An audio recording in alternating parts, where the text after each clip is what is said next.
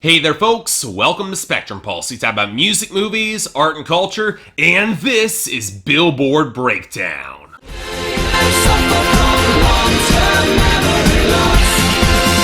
I don't remember. And to think, I originally thought this week was just going to be busy enough. I mean, the chart instability was only getting more pronounced. We had a healthy list of upcoming songs, including what looked to be some bad signs coming up from Drake's lead-off singles to Views from the Six, but I did think things were going to be mostly stable. So, of course, here comes Kanye West with 8 new songs from The Life of Pablo, an album that I covered nearly 2 months ago with one of the most confused release strategies that I've ever seen play out. Of course, such as the transcendent power of Kanye's fame and his fan base that the album went to #1 on streaming alone, regardless of the fact that it's kind of a middling quality or the fact that it's been out for 2 months already. So while I'll be revisiting and effectively re-reviewing an album that I've already covered and have mostly ignored since I covered it, that will come later in this video. For now, we've got our top 10 and things are reaching critical mass here. Work by Rihanna and Drake is clinging on to the #1 thanks to streaming and a slight revival on YouTube, but sales look bleak and airplay's been dropping all week, which places 7 Years by Lucas Graham in a prime position to take over from #2. The question is whether it'll have enough to actually get there. Sales are strong, streaming is solid, YouTube's picking up, and while airplay gains are slowing down, they are still gains. The question will come whether it's too little, too late, because at #3, Meghan Trainor's No is making a play with consistent airplay gains and a big YouTube pickup. But streaming is fading, it's actually lagging behind 7 Years in sales. Granted, the real collapse in streaming came from Pillow Talk by Zayn at #4, which held on to good sales and slowing airplay even as streaming and YouTube both slipped pretty hard. And this leads us to our newest top 10 arrival at #5, Panda by Desiigner. The Future ripoff that's beating Future into the top 10. So where's all the momentum coming from? Well, mostly streaming and sales, although YouTube have given it a bit of a boost, but I have to wonder without real airplay support whether or not we'll get any higher. Meanwhile, we've got our reigning airplay lead from Love Yourself by Justin Bieber, which was still forced back to #6 anyways. It bleeds in every single category. It's not gonna hold on to that lead for long. Similar case from My House by Flo Rida, which might have better sales overall, but also lost harder on streaming and has never really had YouTube traction to begin with as it fell down to #7. Now this is a promising sign for I Took a Pill in Ibiza by Mike Posner rising up to #8, which had a solid week on airplay and sales, got smacked around a little bit on streaming and YouTube, but that's mostly thanks to Kanye's debuts in streaming more than any of that song's weaknesses. Similar case, sadly, for Work From Home by Fifth Harmony and Ty Dolla $ign rising up to #9, which is only not higher because it lags a bit on airplay to support its solid sales and streaming and massive YouTube. Though with the gains it picked up this week, that's probably going to be changing pretty soon. Finally, we've got Me, Myself, and I by G-Eazy featuring Bebe Rexha slipping down to #10, which picked up more airplay to compensate for some weak sales and getting hit on streaming. I predict an airplay peak here pretty soon and this falling out pretty soon. And on that note, our losers and dropouts, and we had a lot of the latter this week. Now, to be completely fair, most of the ones that matter, they were heading out anyways. 679 by Fetty Wap and Remy Boys, What Do You Mean by Justin Bieber, Say It by Tory Lanez, Like I'm Gonna Lose You by Meghan Trainor and John Legend, I Know What You Did Last Summer by Shawn Mendes and Camila Cabello, and thankfully, Home Alone Tonight by Luke Bryan and Karen Fairchild, and White Iverson by Post Malone. Yeah, we also lost Something in the Way You Move by Ellie Goulding, but if Post Malone's going with her, I'm not complaining. But it was a bloodbath when it came to our losers as well, and let's start off with country music. Drunk on Your Love by Brett Eldridge begins its downward trajectory at #48. Beautiful Drug by the Zach Brown Band continues its exit down to #94. Heartbeat by Carrie Underwood continues to stall out early at '95, and Noise by Kenny Chesney proves to be a complete non-starter, falling hard to '93. Beyond that, our losses are a bit of a mixed bag across the board. Notable when momentum just seemed to evaporate for these songs. Jimmy Choo by Fetty Wap slimmed down to 85. Try Everything by Shakira collapsed down to 75. Cheap Thrills by Sia and Sean Pell fell back to 55. And Troye Sivan's Youth continued its slide back down to 46. Beyond that, well, then there's a case of songs that are just reaching the end of the run naturally, like Hotline Bling by Drake going to 50. Or When We Were Young by Adele sliding out too soon at #70. Or The Frustration That Is Sugar by Robin Schultz and Francesco Yates not getting bigger at 82. But hey, at least they're taking out Young Thug's Best Friend with them at 76, so win some, lose some, I guess. Granted, when you look at our returning entries and gains, the biggest set of winners look to be from country, which makes a certain amount of sense given that the Academy of Country Music Awards occurred within the tracking period here. And given the huge night that Chris Stapleton had, it makes complete sense that Tennessee Whiskey came back to 90, or that Nobody to Blame picked up to 68. But he wasn't the only one to pick up a lot of traction, as Humble and Kind by Tim McGraw continues its surprising rise up to 30, along with Think of You by Chris Young and Cassidy Pope rising up to 41. Of course, they can't all be good, so Huntin', Fishin', and Lovin' Every Day by Luke Bryan went up to 66 after his debut last week, but hey, you can't win all of them. Beyond that, the rest of our gains aren't that surprising. Piece by Piece by Kelly Clarkson continues to pick up some momentum at 72. Needed Me by Rihanna continues its slow and steady rise up to 47. And All the Way Up by Fat Joe, Remy Ma, and French Montana goes up to 81. Basically, I'm assuming on novelty from seeing a comeback, because it's not like anything that these guys are saying is remotely worth caring about. But really, you're all here for the new arrivals, and make no mistake, there's 16 of them. So let's start off with number 100, Record Year by Eric Church. Either gonna get over you or I'm gonna blow out my ears. Yeah, you're out there now doing God knows how, and I'm stuck here having a record year.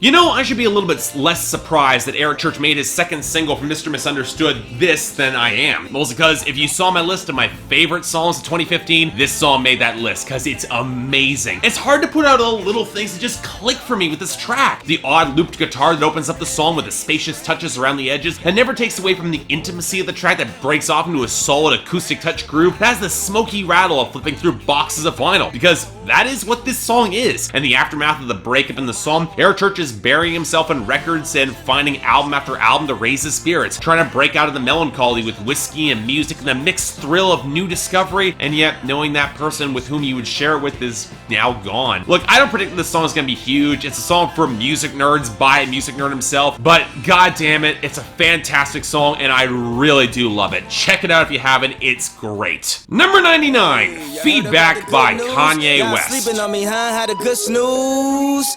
Wake up, nigga, wake up. We about to get this paper. Money never made me. Made me do something, nah, can't make me. Even if the money low, can't pay me.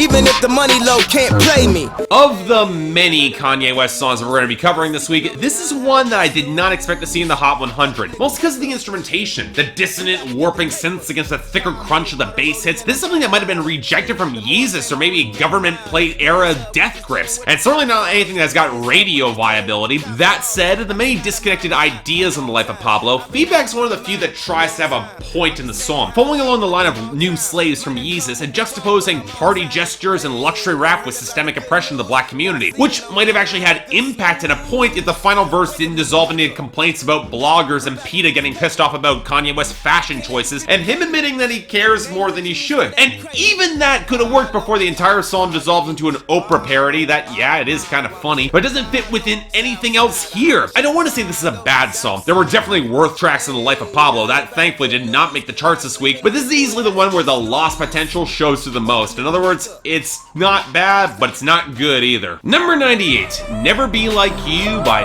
Flume featuring Cock. I'm only yours, can't you say I made a mistake? Please just look me in my face, tell me everything's okay. 'Cause I got it, ooh, never be like you.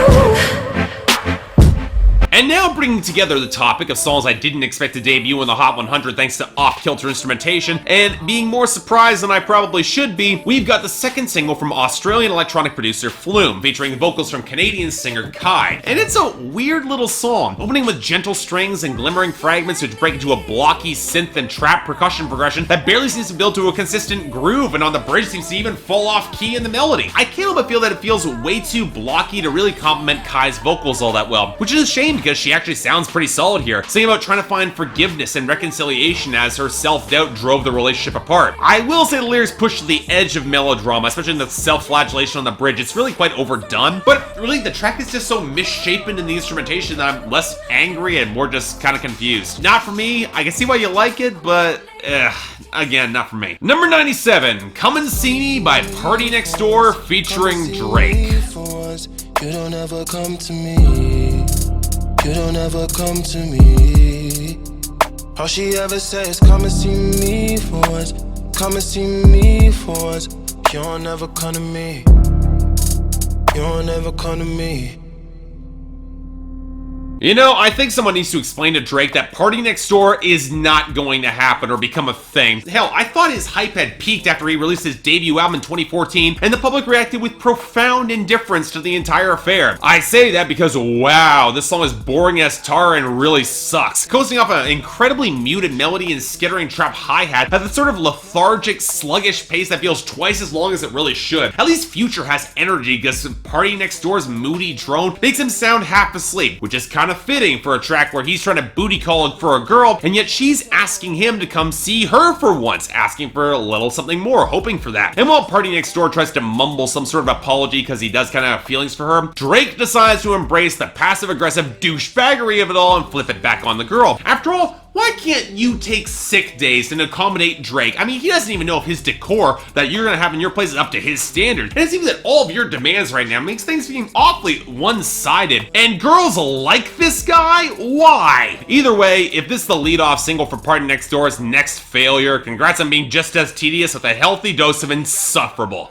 Next. Number 92, Real Friends by Kanye West featuring Dolla. I guess I get what I deserve, don't I? Word on the streets is they ain't heard from them. I guess I get what I deserve, don't I? Talk down on my name, throw dirt on them. I couldn't tell you how old your daughter was. Couldn't tell you how old your son is. I got my own junior on the way, dog.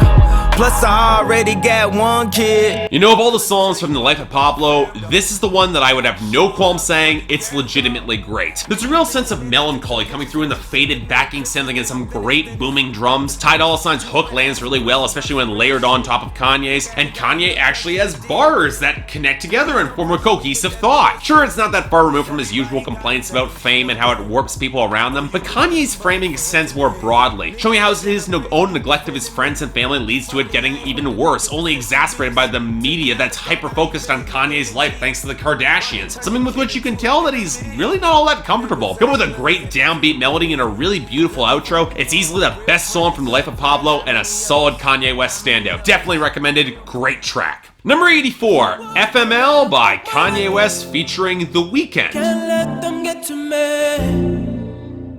And even though I always fuck my life up, only I can mention it. See, before I let you go, one last thing I need to let you know. You ain't ever seen nothing crazy than this nigga when he off his Lexi Pro. This is one of those tracks that I feel could have connected better with a shade more polish. Now don't get me wrong, it mostly comes together. Credit to The Weeknd for really coming through on the hook, acknowledging that for as often as he screws up, he's the only one who should own it and care about it. And for Kanye, making a real commitment to his family and not to the score of women who could ruin his relationship with Kim. There is an air of finality to the song, especially as the mix swells off the low gurgles of synth that break into the drums, before a transition to what sounds like whining looped guitars, a hint of bass, and Kanye's faded rasp through auto-tune to match Section 25's droning nasal tone. And man, this payoff does not nearly end as well as it should. Because with Kanye's very slow, methodical flow for the first verse against very sparse synth and the increased intensity on that second verse, you think that the crescendo would actually land better than this. As it is, it's got moments and potential, but not nearly enough to redeem it. Not a bad song again, but definitely not a great one. Number 80, Kiss It Better by Rihanna.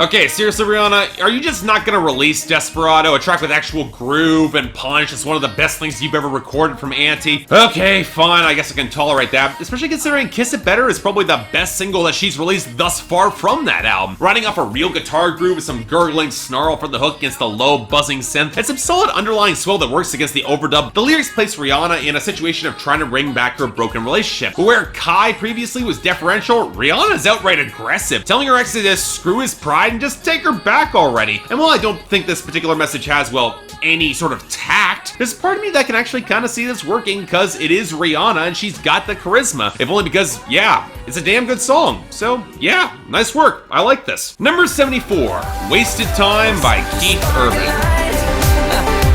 Anybody had the best days of my life was all that wasted time. All that wasted time.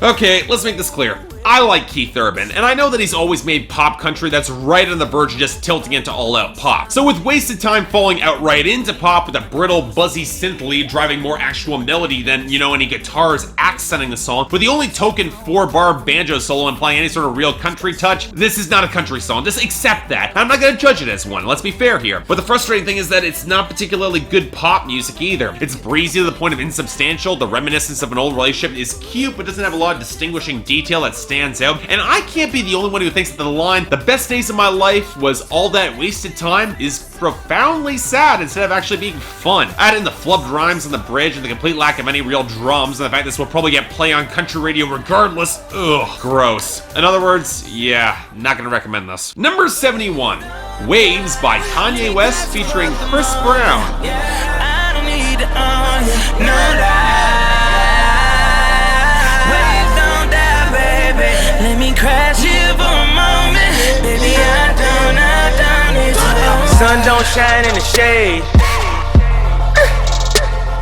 You know, I think I like this song a fair bit more than I really should, especially as it's the Chris Brown-Kanye West collaboration that apparently the world wanted. And here's the thing, it's basically broadly sketched bragging about breaking free and being on top against a Chosky gospel sample, ebbing bass with sparse percussion that doesn't quite feel as well blended as it should, especially on the new version, but there's something oddly ecstatic about it, especially in how Kanye and Chris Brown's auto-tune blends together, especially as those deeper vocals come in for the bridge that also remind me a little bit of Kid Cudi. I'm not gonna say there's much to this song, or that it's aiming to do all that much, but you know what? It's got a vibe I can kind of really like. It's a decent song. Number 67, Ultralight Beam by Kanye West featuring The Dream, Kelly Price, and Chance the Rapper. This is everything. Everything. I'm trying to keep my faith, but I'm looking for more. Granted, if we want the song that really sticks to the brighter, ecstatic feeling, it's this one. It starts off pretty sparse against the odd ebbing warble, the synth against the pretty powerful drums, when the gospel choirs add some richer body to the vocals and Kelly Price delivers a great verse. You come to realize that Kanye might be the least interesting thing about his own song. And if that doesn't prove it, Chance the Rapper's absolutely killer verse wheel, just so overjoyed and on top of the world as it careens across fragments of melody as the horns touch the final bars, it sounds fantastic. In Just World, this track would be no more for Chance than Kanye, but as it is, still a damn good song. I'll definitely take it. Number 54, Part 2 by Kanye West featuring Desiigner. My father had all his time, all he had, and what he dreamed, all his cash. Market crash, hurt him bad. People get divorced for that. Drop some stacks, pops is good. Mama passed in Hollywood. If you ask, lost my soul, driving fast, lost control, off the road. Jaw was broke. Remember we always broke. Remember I'm coming back. I'll be taking all the stack. I can't be the only one who's appreciating some of the irony here that Part 2 will easily never chart anywhere close to where Panda is right now. And yet, you could make the argument that if it wasn't for this song, Desiigner would never have gotten the push that he did in the mainstream. In other words, this is basically a carbon copy of Panda, given how liberally it was sampled. And the only reason you listen to this song is for, well, the gleaming gospel transition tilting toward frantic darkness, the odd Imogen Heap-esque outro from Carolyn Shaw that's actually not bad, and for Kanye's verse, when really it's debatable how well his verse fits into the song. The desperate mood of the song, sure, but it doesn't remotely connect with Designer's luxury porn. This song is more of a fragment than anything, and unlike some of the fragmented moments in the life of Pablo, I'm not quite convinced it can hold up on its own. Again, not exactly bad, but not really good either. Number 43, Lights Come On by Jason Aldean. When the lights come on, everybody's feeling a hallelujah high from the floor to the ceiling. Yeah, the drink that we're drinking, the smoke that we're smoking, the party we're throwing, it's going all night long when the lights come on. So you all remember Jason Aldean's last lead-off single, right? If you don't, I don't blame you. I'm trying to blot out memories of burning it down too, but I don't think Lights Come On would be more of a pivot away from that sound if he tried. A stab at swaggering country rock that might as well be titled as Jason Aldean's opening song for every concert in the foreseeable future. Seriously, those riffs aren't that far removed from hard rock, and it appears that Jason Aldean was at least listening when Kip Moore smacked modern country for not giving their bass guitarist enough to do, because honestly, the bass sounds pretty damn good here. Hell, if you pitched out the perfunctory hi-hats and the synths around the edges, as the seem to be more reminiscent of a haphazard Dustin Lynch impression over than anything, this song might actually kick a little bit of ass. I do wish that Jason Aldean was a more emotive or expressive or charismatic performer, or that the lyrics actually tried a little bit harder, or that the cymbals didn't smother out so much of the melody, but overall, I can definitely listen to this and like it. Not a bad song at all. Number 37, Father Stretch My Hands, Part 1 by Kanye West featuring Kid Cudi. Beautiful morning, you're the sun of my morning, babe. I just wanna feel liberated, I just wanna feel liberated, I can't be the only one who's a little bit amused that Kanye's biggest songs from the life of Pablo that show up on the charts this week feature some of his worst ever lyrics, which in this case includes screwing a girl with a bleached asshole and feeling like an asshole if he gets bleach on his shirt. Wow! Although, throughout the auto-tune that frankly sounds a lot better on Kid Cudi's hook than it does anywhere close to Kanye's verse. I will say I like that hook, which coasts off a buzzy, low synth piano, hi-hats, and a background of gospel fragments, nearly all of which dissolves over some farty synths over Kanye's verse. But in the first incident of a track that's actually been significantly revised since the initial release, Kanye overdubs some female vocals over the lead into the second chorus, and it's actually a pretty big improvement. It builds up the bombast even better, go figure. But again, this is a fragment of the song, and I can't but feel that even if you put the two parts together, they're okay. At best. Number 34, Famous by Kanye West featuring Rihanna and Swizz Beatz. To love a girl like me, I don't blame you much for wanting to be free. I just wanted you to know. Swizz only let the beat rock. And now we've got the controversial one, the one where Kanye rambles about how there's a chance that he and Taylor Swift might still have sex because after all, he made that bitch famous. And while I could cue up Tears in My Guitar, or Our Song, or Love Story, or White Horse, or the slew of massive hits that Taylor had off her self-titled debut and Fearless before the whole Kanye incident, I'm not here to defend Taylor Swift at the end of the day. But the line is kind of hard to ignore because it completely throws the rest of the song off its axis and the opening lines from otherwise being a pretty damn great song. If I'm to believe that this track is Kanye's breakup with fame and notoriety, with Rihanna playing the role of fame, and the ending Nina Simone sample with Swizz Beatz yammering over it as the awakening of his creativity, why court more controversy right out of the damn gate? And why spend the remaining verses talking about the freedom you only got thanks to your fame? I get that Kanye's always been something of a hypocrite when it comes to this sort of thing, but come on, this is just sloppy construction. Eminem's 25 to Life, this is not. And if I'm making negative comparisons to a recovery era Eminem deep cut and this, again, missed potential. Again. Number 21, One Dance by Drake featuring WizKid and Kyla. One more time before I go. Higher powers taking a hold on me. I need a one dance. Got a Hennessy in my hand. One more time before I go. Higher powers taking a hold on me.